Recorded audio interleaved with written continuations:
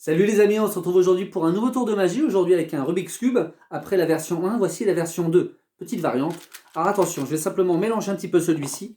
Et dans ce sac complètement vide, nous allons tenter l'impossible. Attention, ne le perdez pas des yeux.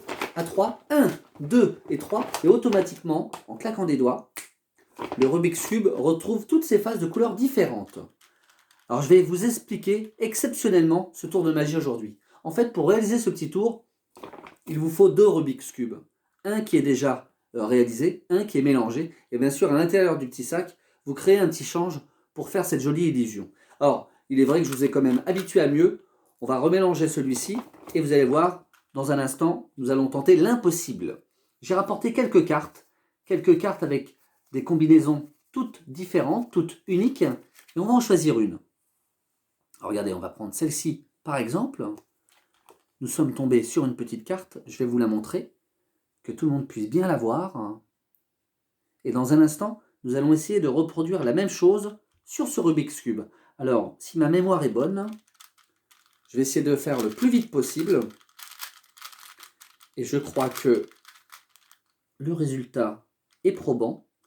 Si on regarde le Rubik's Cube, on peut constater que la première face correspond.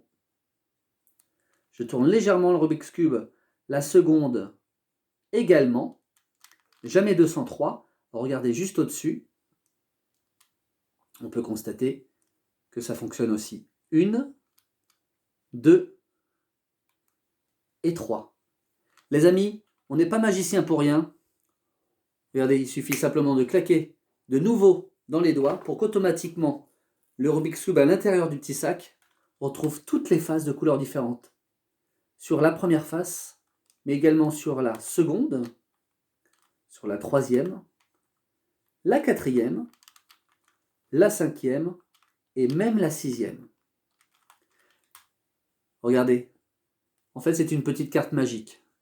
Il suffit simplement de la prendre et en soufflant dessus, on peut constater qu'automatiquement, elle change de couleur vert, rouge et jaune.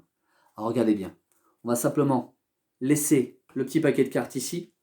Je vais reprendre une dernière fois le Rubik's Cube, on va le mélanger mais à l'aveugle pour qu'il n'y ait pas de supercherie réalisée. Et le second, je vais carrément le placer dans le dos, regardez bien, jusqu'au dernier moment. 3, 2, 1, et automatiquement, le Rubik's Cube retrouve toutes ses phases de couleurs différentes, ainsi que dans le sac,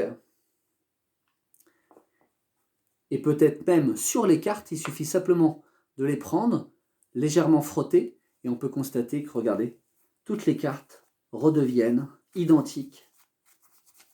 Voilà, j'espère que vous avez apprécié ce nouveau tour de magie. N'hésitez pas à le liker, le commenter, le partager. Et aujourd'hui, il y avait une petite dédicace à faire de la part de Peggy à Lucas, son fils de 15 ans. J'espère que tu pourras t'inspirer de ce nouveau numéro. Voilà, je vous dis à très bientôt. Merci beaucoup. Au revoir.